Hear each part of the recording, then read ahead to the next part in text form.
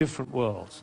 Now, I had an amazing experience. I was 45 years old. I'd been conducting for 20 years, and I suddenly had a realization. The conductor of an orchestra doesn't make a sound. My picture appears on the front of the CD. But the conductor doesn't make a sound. He depends for his power on his ability to make other people powerful. And that changed everything for me. It was totally life-changing. People in my orchestra came up to me and said, "Ben, what happened?" That's what happened. I realized my job was to awaken possibility in other people. And of course, I wanted to know whether I was doing that. And you know how you find out? You look at their eyes. If their eyes are shining, you know you're doing it. You could light up a village with this guy's eyes. Right, so if the eyes are shining, you know you're doing it. If the eyes are not shining, you get to ask a question. And this is the question. Who am I being that my player's eyes are not shining? We can do that with our children too. Who am I being that my children's eyes are not shining? That's a totally different world.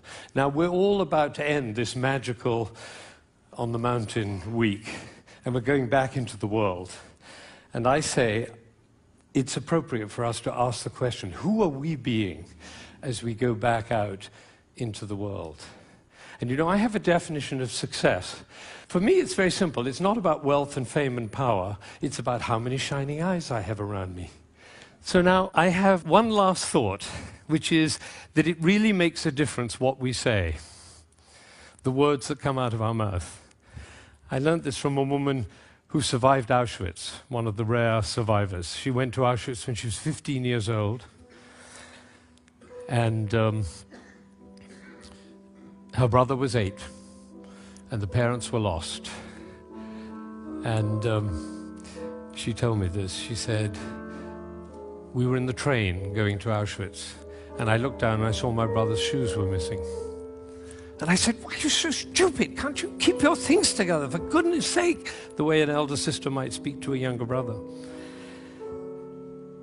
Unfortunately, it was the last thing she ever said to him, because she never saw him again. He did not survive. And so when she came out of Auschwitz, she made a vow. She told me this. She said, "I walked out of Auschwitz into life, and I made a vow. And the vow was, I will never say anything that couldn't stand as the last thing I ever say."